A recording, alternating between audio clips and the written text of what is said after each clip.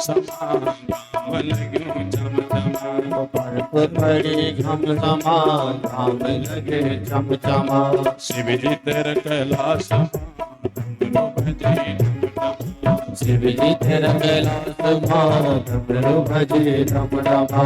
डम। ओ डमरू भजे डम डमा चिमटा बजे चम चमा। शिव जी तेरे कैलाश घोर नचे। शिव जी तेरा कैलाश मां घोर नचे डमा।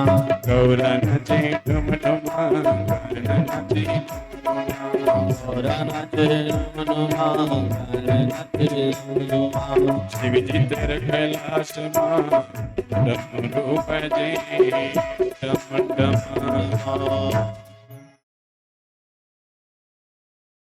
अच्छा, शंकर के कैलाश में डमरू किसका बजता है? ननाद ढक्कम नव पंचवारम नृतावसाने नटराज राजो।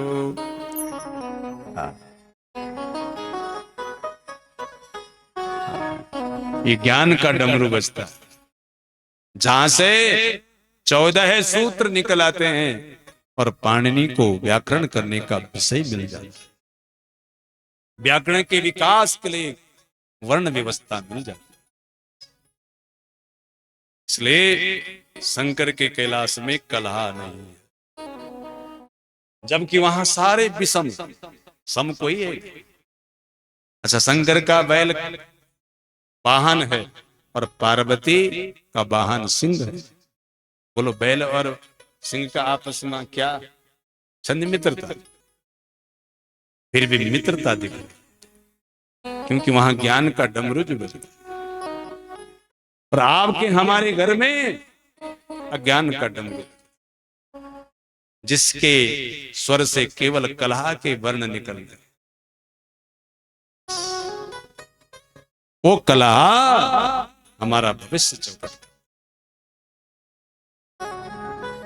वो कलह हमारे विकास का पथ रोक रहा है।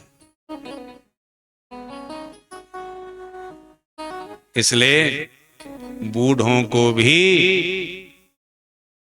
अब शांत रहना चाहिए। बूढ़े यदि अपनी सेवा करवाना चाहते हैं अपने लाडलों से, लाडली बहू से, लाडले नाती से, बेटे से, चुप रह जाए। मौनी बाबा,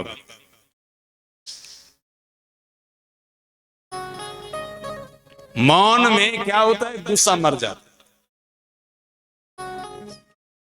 और मौन नहीं रहा तो गुस्सा जन्म ले लेता है, और गुस्सा जन्म हुए तो कला। गुस्सा का बेटा कौन है? कला। द्रौपदी बेटी है, कलह बेटा। इसलिए थोड़ा ध्यान रखे, वाह तुम भी और हम भी। कलह की जड़ को मिटाने के लिए कहीं अपना सुख भी त्यागना पड़े तो त्याग दो, त्याग। पर कलह का जन्म नहीं होना चाहिए। अपने डेलीज के ऊपर कलह बैठ न पाए। डेलीज का देवता कौन है? गणेश। गणेश कौन है? विघ्न हंता, विघ्नों को ध्वस्त करने वाले देवता। विघ्नेश्वराय वरदाय सूरप्रियाय लंबोदराय सकलाय जगद्धिताय नागाननाय सुतयज्ञ विभूषिताय गौरी सुताय गणनाथ नमो नमस्ते। तो झगड़ा महाभारत को रखने से नहीं होता, अपनी बुद्धि के कारण। बच्चों का भविष्य चौपट, घर का विकास चौपट, कलह के अस्त्र से। हाथ में यदि वाणी में कलह यदि बस गई, वाणी के दहलीज में, मुख के दहलीज में, तो महाराज फिर तो गड़बड़।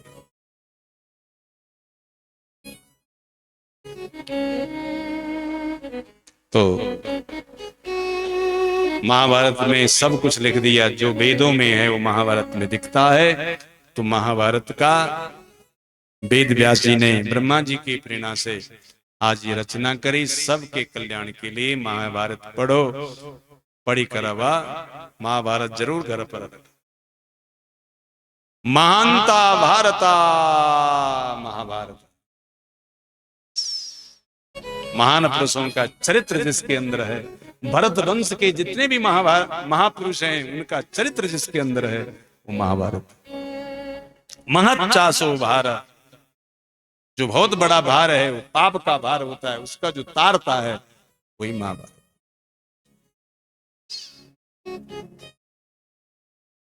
द्वैपायनोष्टपुट निःसृतम प्रमेयम् पुण्यं पवित्रमत पापहरं शिवं च यो भारतं समधिगच्छति वाचमानं किं तस्य पुष्करजलैरभिषेचनेन योगो शतं कनकशृङ्गमयं ददाति विप्राय वेदविदुषे सुबहुश्रुताय पुण्यं च भारत कथां सततां शृणोति तुल्यं फलं भवति तस्य च तस्य चैव। ये महाभारत जी की महात्म्य 2 श्लोक हमने महाभारत के जो स्वर्गारोहिणी पर्व है उस पर्व से छांट करके आपकी झोली में रख दिया, अपनी झोली में रख दिया, तब भी होश नहीं होने क्या करना है ना। महाभारत तो बड़ा पवित्र ग्रंथ है, इसलिए उसको घर पर रखो और अपनी व्यथा दूर करो, ज्ञान को प्राप्त करो, अज्ञान की पीड़ा से मुक्त हो जाओ। अज्ञान सबसे बड़ी पीड़ा है, ततनि पीड़ा नस्यों की भी नीवा।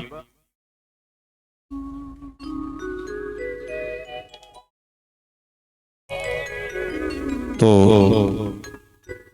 नारद जी आते हैं, जब वेद व्यास जी के आश्रम में देखा, हाँ नारद जी देख रहे हैं,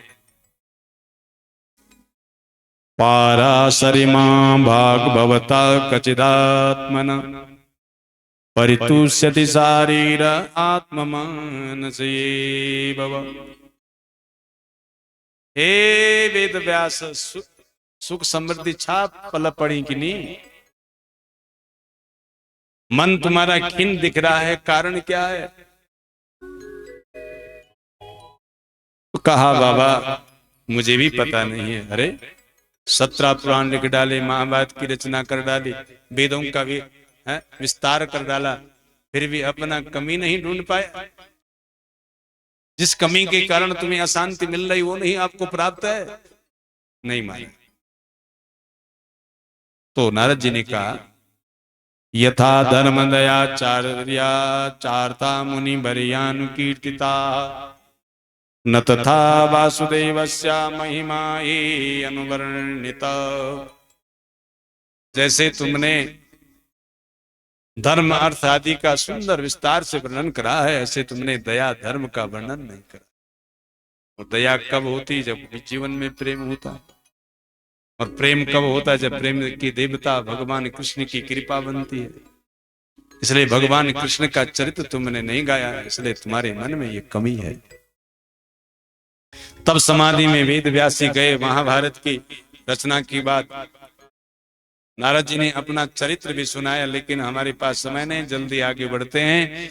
और यहाँ समाधि भाषा में जाकर के भागवत की रचना करी, 18,000 श्लोकों में भागवत जी को आबद्ध करा और फिर उसके बाद सुखदेव जी को पढ़ाया। और सुखदेव जी महाराज ने राजा परीक्षित को यह ज्ञान प्रदान करा है मृत्युलोक में। सबसे पहले परीक्षित जी महाराज को श्राप हुआ था श्रृंगी ऋषि का, और इसी श्रापोद्धार के लिए आज अपनी मृत्यु को सुधारने की इच्छा से गंगा के पावन तट पर आते हैं और सुखदेव जी के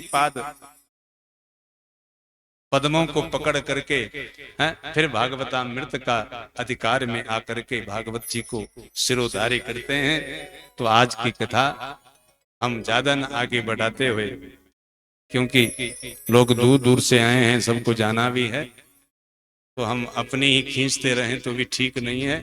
सबके साथ सबका विकास का इस सूत्र को रखते हुए आज की कथा को हम गंगा के पावन तट पर विराम देंगे।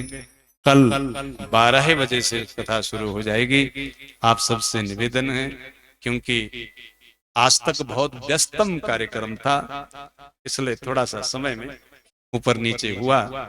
कल से केवल एकाकी भाव केवल भागवत को जाएगा। सबका फोकस भागवत में होगी। यजमानों का, आचार्य जनों का, आप सबका बस सही समय पर पूजा शुभारंभ हो जाए, सही समय पर पूजा विराम हो जाए, सही समय पर जो है भागवत की कथा शुरू हो जाए, सही समय पर भागवत की कथा विराम हो जाए, तो सही समय पर आगंतुक जन भक्त गण अपने गंतव्य को जा सकें।